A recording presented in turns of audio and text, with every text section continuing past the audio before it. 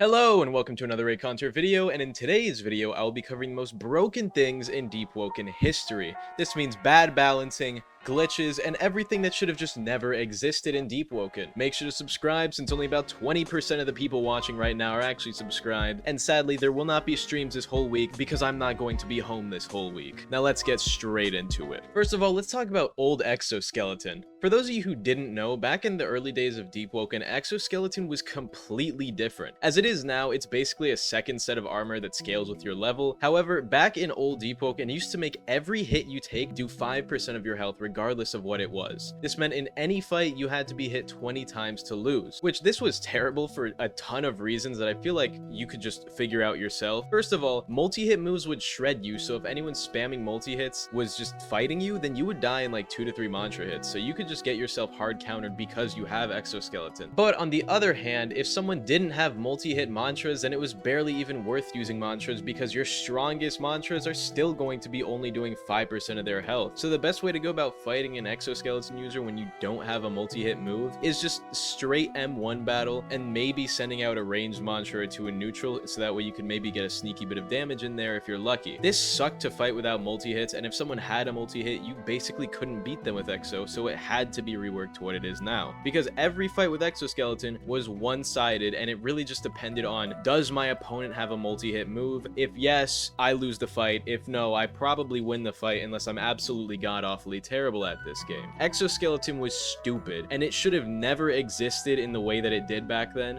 and I don't know how it got past testing. Next up is the old Deepwoken enchants, but for the first month of Deepwoken, or maybe 2 months, the enchant effects were absolutely insane. The worst enchant back then was actually Glutton, but the funny thing is, old Glutton would be considered the strongest enchant right now if re-released as it was. For example, old Curse of the No Life King would straight up like quintuple your health regen in exchange for more sanity drain, so you would just get 5 times more regen. But then with Talents and Blind Seer, you could pretty much negate this insanity effect, making it just like 5 times regen for free. So, and on top of the like 1000 HP builds, which I'll talk about later, imagine having 1000 health and then having 5 times faster regen, which absolutely insane. And then there was old Curse of the Bloodthirsty, which would triple weapon damage, but every time you miss you lose 10% of your health. This one was good and bad. The main problem with it was that if someone dodged your M1 by pressing Q, it would count as a miss, although if someone parried, it wouldn't. So if you just like were fighting a Curse of the Bloodthirsty user, the way you would have to beat them was literally just to spam dodge every time you see them swing. But most people didn't know this, and it didn't really last long enough in order to like become a hugely countered thing within the meta, because all the enchants got nerfed pretty fast once the devs realized how overpowered they were. And then after that there was old Umbral Knight, which would summon the Umbral Knight to literally just jump whoever you were fighting, but then as a downside you had to grip at least 1 player per day, or you would just wipe. Like, you would just straight up wipe. You'd be gone for a day because you're on vacation with your family, and then you'd come back and then your build would just be in either the depths or just straight up wiped, sent to the reflections of self. It was insane. And back to Glutton, although I said it was the worst back then, even old Glutton was kinda crazy, stealing 20% hunger from someone per swing, which is crazy because 5 swings into their fight, you cut off all of their health regen, and now they're starving to death. And then there's old Obfuscation, which was really one of the bigger metas, but this would make your weapon invisible, but that's not the big part about it. It would add like 0.3 swing speed, so a Pale Morning could swing as fast as the current Alloyed Tonto, which is at 1.13, and then an old Obfuscation Pale Morning would be 1.15 swing speed, which was absolutely insane. Who thought that was okay? And then there was also Chilling, which would just straight up freeze people and slow them down, and this was only made dumber because back then every weapon was enchantable, which brings me onto the old Hero's Blades and legendary weapons. The base stats on the Hero Blades were super high compared to now, but also having the ability to find any of these broken enchants on them made it even crazier, which is why elemental builds were super popular for a while back then. And this only continued when they kept introducing legendary weapons like the original Curved Blade of Winds. Back then it was enchantable, but back then you couldn't put enchants on weapons, so you'd have to find an enchanted legendary weapon, which was super rare because the chance of finding a legendary weapon back then was like a 1 to 2%, and then the chance of any given item being enchanted was speculated to be anywhere from 0.5 to 2%, which, if we use something called binomial distribution, that means that there was an average chance of anywhere as high as 0.1% and anywhere as low as 0.0004%, which means finding legendary weapons that were enchanted was absolutely insane. And then it was even crazier because the star effects on them were super rare as well, so it would just be like a 0.0000013% chance to get a 3-star pen, any enchant, Curved Blade of Winds, or Hero Blade. Actually insane rates, which is why they were nerfed and then enchants were made regularly obtainable. On to our next topic is going to be the massive mantras as a whole. I used to be friends with Lord Sendo, and the first time I had heard about massive mantras was Ash Slam, which he was using with neuroplasticity and something like 9 cloud stones because it wasn't capped. And I don't really have any clips of it, but I'm being so serious when I say Ash Slam was literally the size of the entire Chime of Conflict ranked arena. The entire thing. You just couldn't deal with it. But it wasn't all just massive mantras. There are Planetary Burning Servants, Intergalactic Ash Slam, and the multiversal version of literally any ice move was crazy. But there were also just stupid broken moves like Supa's 70% damage Lightning Stream, and basically every move with ice has had either too much size, too much damage, or both at some point with modifiers. Ice has just always been stupid, which brings me onto old Saint J. If you guys have seen that old clip of the guy like freezing someone with Saint J and then posing up for a picture with him because he was frozen for like 7 seconds. I've been saying Saint J this whole time. That was bait. You're gonna comment about it and leave a comment. I was talking about frozen pincushion on ice daggers. Anyway, if you've seen that clip of the guy who just like hits the guy with frozen pincushion ice daggers and then he's frozen for 7 seconds, he takes a screenshot with him. That was the clip that got ice daggers and frozen pincushion nerfed, because freezing someone for like 7 seconds, just being able to like beat on them there and start a combo off that was insane, because he literally hit the guy with the move, took a screenshot, and then started comboing him. That shouldn't be allowed in any world ever. But next up is Spark Swap.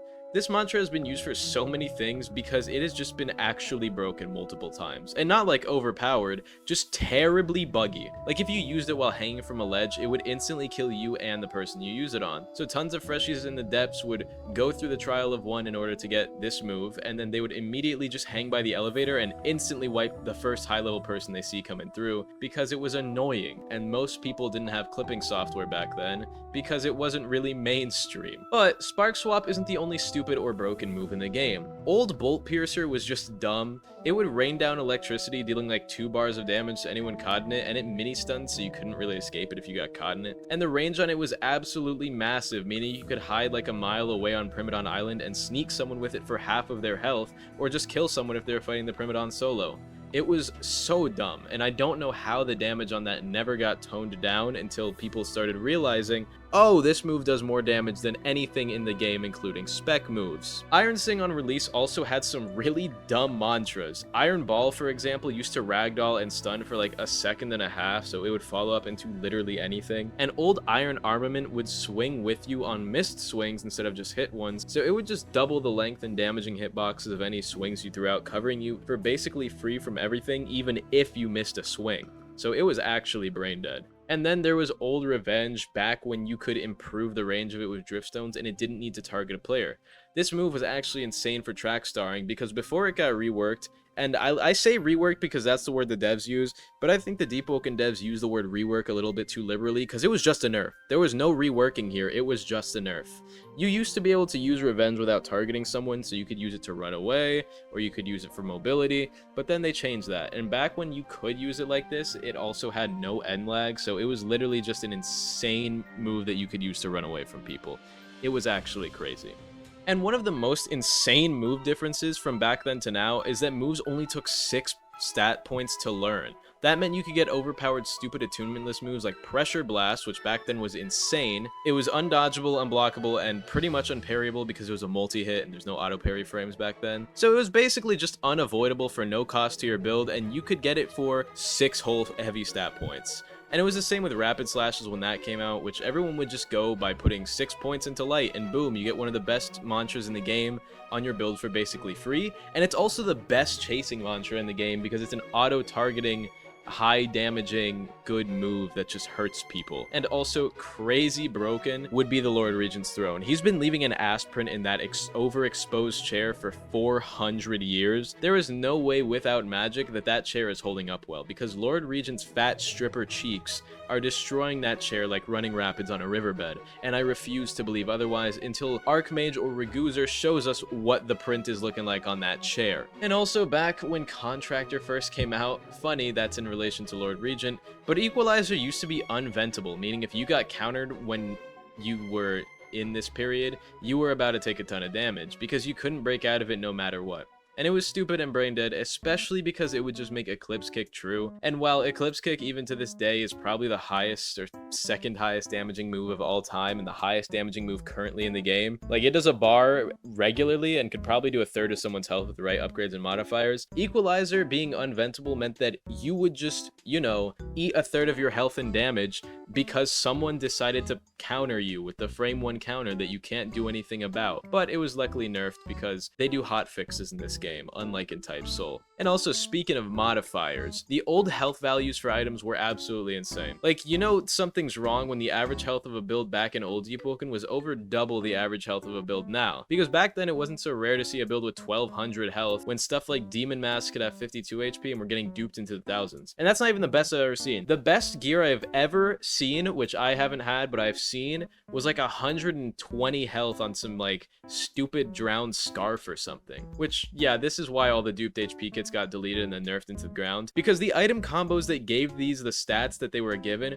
were mostly based on hats, masks, earrings, and scarves, surprisingly, because for some reason those weapons and attire just had like uncapped potential with certain like enchant combos like drowned, so you would just end up getting like 90 HP masks and stuff, or 52 HP celestial demon mask without an enchant, and then like 150 HP with an enchant. That shouldn't exist in the game, and luckily it doesn't anymore. But speaking of combos, the old Flourish into Summon, Cauldron, Bulldozer combos were insane. Like, they would just one-shot people if comboed with Soul Jar. If you know who Tar is, he's actually the person who popularized the Tar combo, which was created by him, where you would just use Legion Kata crit, like, Summon Cauldron, Soul Jar, and it would just do like 90% of someone's health, or just instantly one-shot kill them. It was absolutely brain dead. It was really funny though, so I thank Tar for that. And yeah, thank you for that laugh.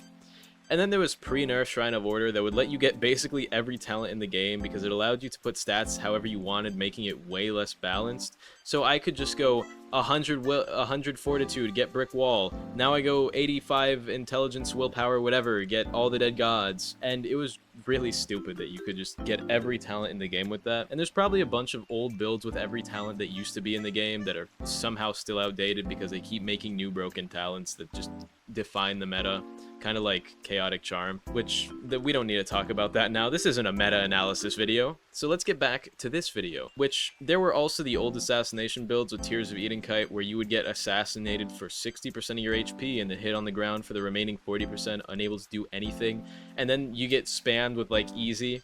Yeah, and then 90% of the time these guys will be hiding in the depths waiting for people to wipe with this because they can just, you know, teleport sneak attack you because that's balanced. Tears of Edenkite shouldn't exist, and these builds shouldn't exist. Tears of Edenkite is just stupid. Anyway, I hope you guys enjoyed this video. Make sure to subscribe. Shout out to YouTube members Kenix, Jake Rant, Cyberboy21, and Drizzy Drake Fan. Your song may be delayed, but worst case scenario, you guys will get 2 songs next month. Sorry. I hope you all enjoyed. If you want to hear me sing, buy a YouTube membership. I make monthly song covers. I love you all, and goodbye.